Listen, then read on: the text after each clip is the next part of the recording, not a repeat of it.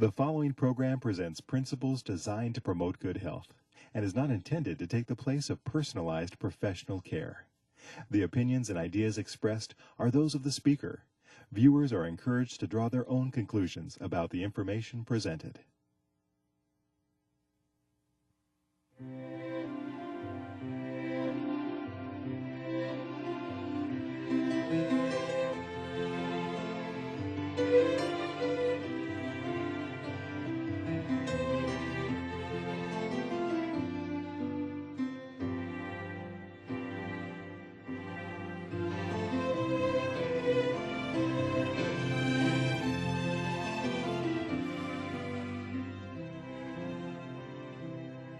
Hello and welcome to Health for a Lifetime. I'm your host, Don McIntosh, and today we're delighted to have Vicki Griffin with us. She is the director for the Health Department, or Lifestyle Matters in Michigan Conference of Seventh-day Adventists, and she has a staff that works with her to put together all kinds of different materials to help people with their nutritional, their health needs, and we're glad you're with us today, Vicki. Thank you. Now, you give a lot of speeches, you give a lot of talks, you go to a lot of groups, you motivate people. And you share things from the context of a personal testimony. Right. You weren't always doing this. You started out kind of an interesting background. That is correct, and that's probably why I'm so interested in these kinds of topics, because I know what they do for me personally. You told me before you struggled with bulimia. You struggled with an eating disorder for many years. 20 years, from age 11 to age 31, and I was a runaway and involved in all kinds of aberrant behavior and attitudes. But the Lord gave you victory. He did. And you know that things can change for people. I know that they can change. So what we want to talk about today is how to set and then sustain your most important goals, how to set goals. I mean, you didn't have any goals. You didn't have a father or a mother sitting there saying this is what you need to do and why, and not in the regular sense. And so somehow that happened. And you have 7 steps that you share in different venues, whether it's graduations from health programs or different things. And you want to share those 7 steps that I guess really tell your story too. Well, in a way they do, but I just really resonate with people that have trouble maintaining their goals. People struggle. 54% of Americans at any given moment are on a diet, but how well do those diets stick?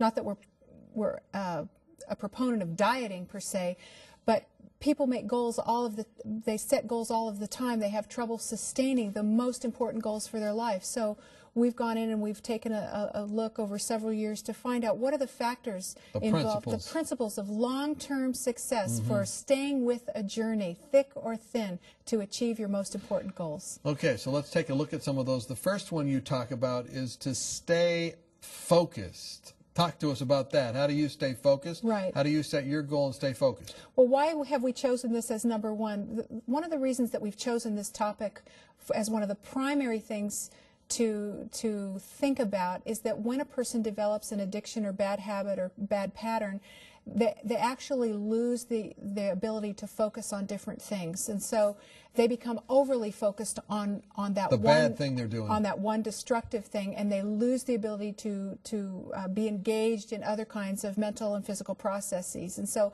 everything deteriorates in the life. And so learning how to focus on a positive goal and staying with that goal helps to prevent relapse. It helps to build structurally into the life and into the character those elements that are going to guarantee long-term success. So focus is a very important thing. So how do you do that, though? I mean, you talk about staying focused. It's easy to say someone stay focused, right? But how do you develop focus? Yeah. Well, there was a study done with Harvard business millionaires, those who graduated from Harvard Business School that became millionaires.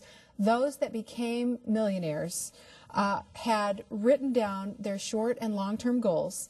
They knew where they were going, and they knew the steps as to how they were going to get there. And when did they do that? What age? They did it when they entered school. They had a goal. They had a priority. They set it. They did not let the daily distractions of life take them away and keep them from losing sight of those larger goals. So the way to stay focused is to look at the end of the aisle, to look at the end of the row, to keep the eye on the whatever it is, and just Not let the other things get in the way. You want to get up in the trees and look at the big picture. And that's something that's very, very difficult for some of us to do. Some people that are more emotions based, they sort of look at situations and react. Some writers talk about response ability. So we have the ability to respond to our daily situations, but we can never let the daily vicissitudes, the ups and downs of life, deter us from the larger goals that we have, the priorities that we've set in life, whatever that priority is, that is very, very important. So it's like the old story about the rabbit and the tortoise, that were racing, and the tortoise just kept going straight to the thing, slowly but surely. There's a Yiddish saying that if you go slower, you'll get there faster, and that is really true. When you appreciate what your larger goals are, then every activity that you engage in during the day it becomes an achievement rather than just something that you do.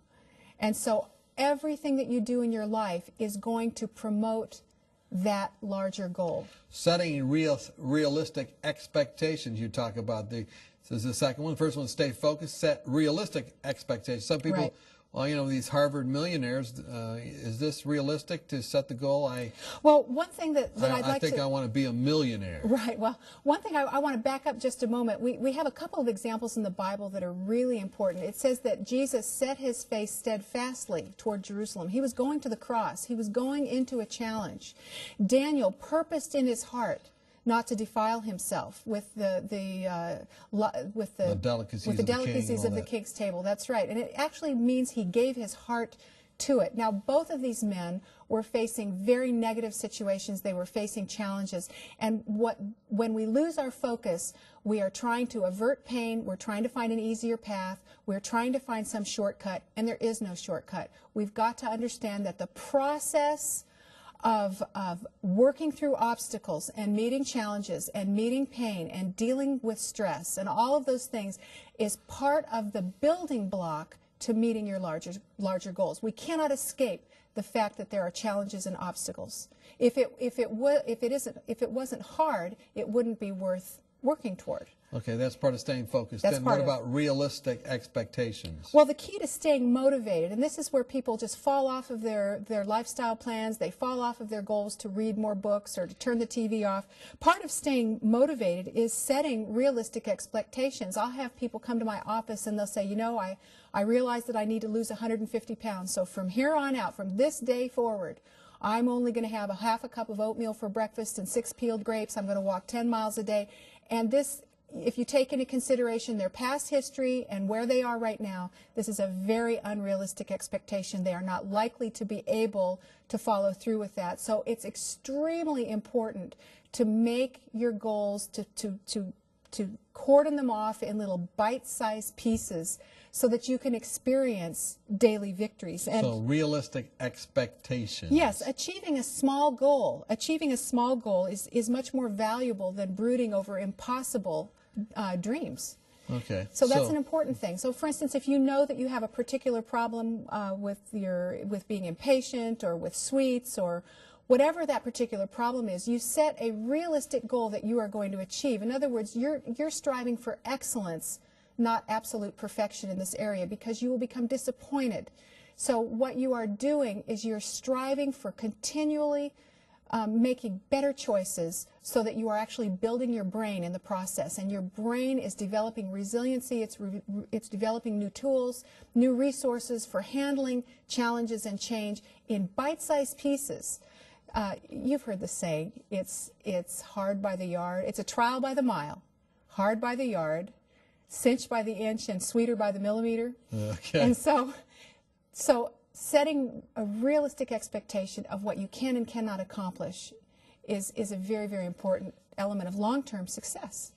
Okay, so number one was stay focused. Number two, set realistic expectations. And then our third one was to accept challenges. Expect challenges. Or expect right. challenges. Okay, Right. yeah, I mean, this is pretty logical. You're never going to just be handed something on a silver platter. But people that want to do well, it's so easy to just want everything to be perfect and mistake-free and perfectly polished, and it's so easy to get discouraged when it doesn't turn out just exactly the way you want. When when you haven't handled yourself in that board meeting exactly the way that you know that you ought, and when you haven't taken the steps with your lifestyle that you know that you ought, but it can actually eclipse improvements that you're making. And so remember with Thomas Edison, he learned 1,000 ways not to make a light bulb. So it's very important, if you make a mistake, not to give up, but to get up. That's so very, very important. Turn your mistakes into victories. Now, you're the mother of two, and you, Yes. probably have tried to help them stay focused, as well as set realistic goals, and given them little tasks Right. to do that had challenges. What kind of things did you have your kids do that were learning these kind of lessons as they were growing up? Oh, well, I remember our son Anthony, when he was younger, he had a real math anxiety. And he had a lot of trouble with some math concepts, and it used to create so much emotional tension with him that he couldn't work on the problem. And so as he got a little older, we didn't want him to become entrenched in negative thinking and to just become a defeatist about this. So his father is a pilot, and so we got him interested in flying. And when you're learning to fly, the thrill of flying and the thrill of being behind those instruments is a great motivator for learning the math calculations. And so just switching the way that we think about a challenge can actually help us to surmount it. So you gave him some things to do, maybe simulator things, some little things that were small things going towards that. And then your daughter, what'd you have her do? Take piano, violin, orchestra, what? She did all of those things, and they learned how to master difficulties. And I mean, some of these things have challenges in them. I mean, playing the violin, playing the piano can be challenging. it's very hard, and both of our children took violin. Gina took viola and piano, and one time one of the children was complaining about how difficult it was, especially violin. You have to just get it just right, and the teacher said, if it wasn't hard, everybody would be doing it. And she was challenging him. She was challenging him to accept the fact that good things are hard and it's worth working toward. So, I mean, this is just a part of good parenting, too. It's not just for yourself, but for others, to help them stay focused, realistic goals, but then kind of break it up and help them learn how to deal with challenges in small increments. Well, that's why they have musicians do scales. When you're first learning how to cook healthfully, you don't go in and try to cook a gourmet meal. You learn how to cook beans, and you learn how to make a burrito, and you learn how to make a fruit salad. You don't go in and try to do some impossible dish. Yeah, I'm still right there. I mean, those are kind of challenging for me. I'm still working on the popcorn recipe. So expect the challenges. Okay, so what's our next one? So, for instance, let me just give you a personal example. All right. I love landscaping, but I don't know how to do it.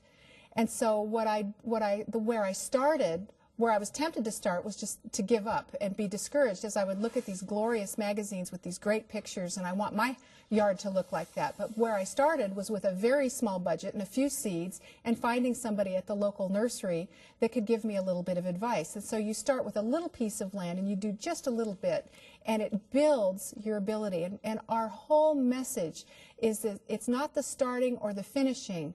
That's not the glory. The glory is in the journey. It's in staying with the program as you continue to learn and improve. We're talking with Vicki Griffin. We're talking about how to set and achieve realistic goals. Join us when we come back. Are you confused about the endless stream of new and often contradictory health information? With companies trying to sell new drugs and special interest groups paying for studies that spin the facts, where can you find a common-sense approach to health? One way is to ask for your free copy of Dr. Arnott's 24 Realistic Ways to Improve Your Health. Dr. Timothy Arnott and the Lifestyle Center of America produced this helpful booklet of 24 short, practical health tips based on scientific research and the Bible that will help you live longer, happier, and healthier. For example, did you know that women who drink more water lower the risk of a heart attack? Or that 7 to 8 hours of sleep a night can minimize your risk of ever developing diabetes. Find out how to lower your blood pressure and much more. If you're looking for help, not hype, then this booklet's for you. Just log on to 3abn.org and click on free offers or call us during regular business hours. You'll be glad you did. Welcome back. We're glad you're with us on Health for a Lifetime. Today, we're talking about things that seem simple to many people, And perhaps they seem simplistic to you, but they really are essential. We're talking with Vicki Griffin. We're talking about setting goals and then achieving those goals. And you know, some of these things seem pretty simple that we've gone through: how to stay focused, set realistic expectations, and expect challenges. You know, that we're going through this list of how to set and achieve goals. But really, I mean, as you think about it, when I think about these things, they seem so simple maybe to someone that has been successful, but a lot of people out there are just kind of adrift. They're not going anywhere, and they're not going anywhere fast. And it's really important to not just tack a list like this up on the wall, but this has to be part of automatic thinking and response. When a mistake is made, when something starts to hinder your most important goals and interfere with that, when you start to become unrealistic in your thinking and expectations, to have the internal ability to instantly recognize and check it is what keeps you on course. Now, is there ever a time to bail out of your goals? Well, when they don't work, when they become counterproductive, when you obsess about it. Or maybe the wrong goal. It may be the wrong goal. Have you ever given up on a goal? Yes, I'm sure that I have. Yes, I have given up on some goals. But these are, assuming these are good goals. You know, Right. sometimes people say, I want to do this and do that. Right. But then a higher source of authority or a situation takes precedent, like maybe their family, maybe they read the scriptures, maybe they Yes. understand something, and they go, wait a minute, Wrong wrong goal. We don't want to be inflexible. The most important, we're going to actually be discussing in a later program what the most important goals are. 7 Okay. important goals for a designer lifestyle. Right, yeah. And you have your personal subcategories of achievement that fit into that, but there are basic major goals that should be a part of every balanced life. Okay, let's review what we did here. We talked about setting goals. We stay focused, we saw first. We set realistic expectations. We expect challenges, but then maintaining a positive attitude. Now, you seem to be the personification of positive attitude. That is really a very funny statement, because I used to be because of my background and my inheritance, I was naturally a very negative person, a very pessimistic person. When I open my eyes in the morning, before my feet hit the floor, if unchecked, I will think of every horrible thing that could possibly happen that day. So you have to discipline yourself with this. And this is All why the you time. put it down, maintain. All the time. So you start out reading the Beatitudes. Well, when my husband used to go on business trips, I would call and leave a message on his answer phone and say, please tell me what's going on at your meeting so I'll know what to worry about. I mean, I didn't even disguise it as prayer. It was just raw worrying all the time. And people that have that kind of a problem have to take very active steps to overcome it. And there are some very simple strategies. So what do you do to overcome your worrywart, problem-focused personality? Well, I recognize that it's disobedient. It's a disobedient way of thinking, for one thing, because God inhabits praise, and it says the joy of the Lord is our strength. And so when I'm outside of that, I am so outside of his strength, and I am just destined to all the other steps and goals that we talk about just go right down the gutter when I give in to incessant worrying and catastrophizing. People that worry tend to catastrophize as well. And so I recognize that tendency. You know your negative thought patterns when they start, and you say, what do you do? I mean, I used to have this one lady in my church, excellent health educator. Her name is Amy Sherrard, and she, when she was helping people stop smoking, she would have them wear this big rubber band, and as soon as they had this urge come on, she'd go, snap that rubber band, bang, and then you'll think about something else. So that lessens. What do you do? What she's doing is really scientific, because she's lessening the reward of that addictive behavior, and you also want to reinforce the positive thinking. So, for instance, I go to the gym several times a week with my husband because I know that it is going to have a very powerful impact on my ability to cope with stress and mood. My diet takes care of all this. When I get out of bed in the morning in Michigan, freezing, sleeting, cold weather, early in the morning. You run 15 miles to the gym. No, I don't. I don't even like to exercise, frankly, but I know that it is so beneficial and I feel so good. So what I choose to focus on, I have two choices. I can either choose to focus on how freezing cold it is, how tired I am. I really would rather spend an extra hour in bed. I can focus on the fact that I'm aging and going to eventually fall apart anyway. I can focus on all of those things, or I can focus on the fact that this is going to give me an amazing boost of energy. I'm going to meet some very nice people there. I'm going to have companionship with my husband.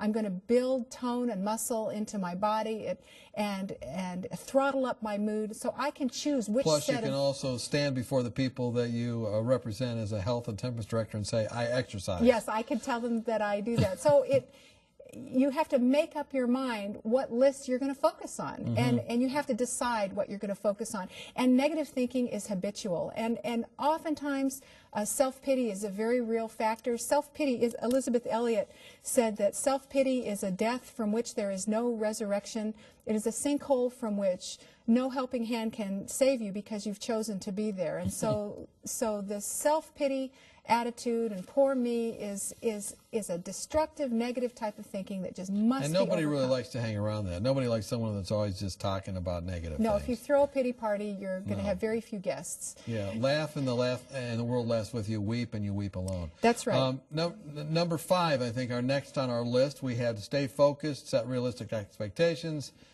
expect challenges, maintain positive attitudes, seek support, and accept responsibility. That's right. That's another one that's very, very important. Spending time with and forming relationships with people who have positive life skills is one of the best ways to learn new habits and new ways of thinking. We're going to become what we surround ourselves with. And I always tried to find someone in school that was smarter, brighter, faster. It wasn't too hard. That's a good program. At first. So and there are people that God puts into our lives for a reason, because He wants us to see how they are dealing with life, how they think about things. I like to find people that think about things in a better way than I do, and I like to adopt and practice those new behaviors. It's not easy, and I don't always succeed in trying on new behaviors and doing the perfect thing. It doesn't always work for me, but it's a really great program to be on. And the thing about support is a very important thing. We all want to feel supported, but if the only reason you have social relationships is for support, that's really crippling. We also need to understand that part of the positive effect of social interaction and being involved with hobbies and projects and classes and friends and volunteerism and all of those kinds of things, it's important, because then we have an opportunity to manifest responsibility, to exhibit responsibility in various areas of our lives, and we also have built into those situations accountability. And accountability is something that we all need as human beings. We're all going to behave better when we're around each other. We're going to learn better behavior when we're in contact with one another. It's called social restraint. So not just seeking support so that you can have someone listen to all of your sob stories and this and that, but to get involved, and it holds you accountable. It gives you, I mean, there's a lot of studies on this that show how people will absolutely. show up, even if you have a dog, that's a little more responsibility. You got to take it out for a walk. That's right. So part of that is social support, right? Having a pet, would that be okay for social support? Yes, and you can't, Maybe a pet alligator or something? People join walking clubs. They get together and they share together. And in our society, the remote control garage door openers and air conditioning have eliminated the front porch, and people don't sit on their porches and visit anymore. So we're losing social contact with people, and yet this is a very vital element for healing and for growth and for positive role modeling. So it's very, very important that we engage with positive people who have positive life skills. It's like my husband says, you can't soar with the eagles if you're walking with the turkeys. And so you've got to choose who you pattern after and who you hang with on a regular basis very carefully. What do they say? The banana that leaves the bunch usually gets eaten? So you got to hang with the bananas, right? Yeah, I haven't heard that one. And it's not that we don't care for all people. It's not that we don't have a heart for people with problems. But if we're not gaining skill and strength ourselves and exposing ourselves to positive modeling, then we won't have anything to help this is others big with. in your health classes. People go through them, and you don't want to just have an event. You want to have a process. Exactly. So they get involved in the alumni association or whatever right. they have. You've developed your materials there. I've noticed that they're kind of like a year-long process, and people can have that curriculum where that one habit is then supported with social support and all those different things. Very, it's pretty basic, but people it can't be underscored enough. People don't realize how important it is. They think to themselves, well, if I go and I get this information on how to live a better life and eat better, then I'll just go home and do it. Well, only 2 to 3% of people that actually have that mindset, highly motivated people, will be able to do that. But most people need to have an environment around them of positive people that think that way and are encouraging those kinds of choices, and they can continue to learn from one another how to implement positive choices and make them a part of their lives. We've got about 3 minutes and we got 2 points. So that means we're going to have to time ourselves. But practicing new choices and then connecting, those are our last two. And we only have about 3 minutes. We want to talk about both of them, practicing new choices and connecting. What about practicing new choices? Well, for instance, if you're a negative person naturally and naturally irritable, you want to practice positive responses. That means you practice it in your prayers, you practice it mentally. Instead of rehearsing over and over the difficulties, you rehearse the positive responses that you want to be yours. So practicing new choices would be like going to the gym every day, doing these different things. Practice makes perfect. If you're grouchy in the morning, practice being pleasant. How are you this morning? I'm happy to see you. May I fix you some oatmeal? This is practicing a response that feels like it's unnatural to an impulse, but it's going to create a neurologic overlay and actually create a new network in the brain, and it will throttle up your ability to become the very person that you want to be.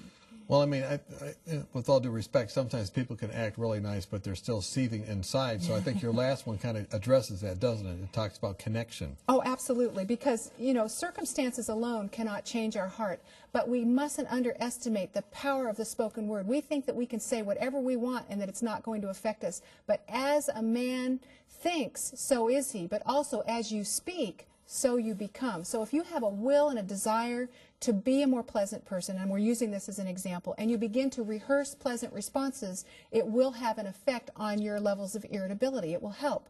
But we have to remember that without the power of God, the natural heart cannot change.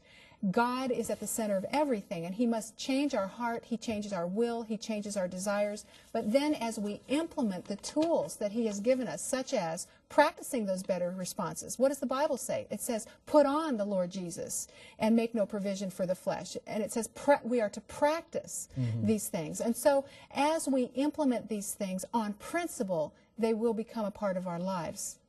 And that's good news, too. Let's just review what we've covered today. Look at our graphic again.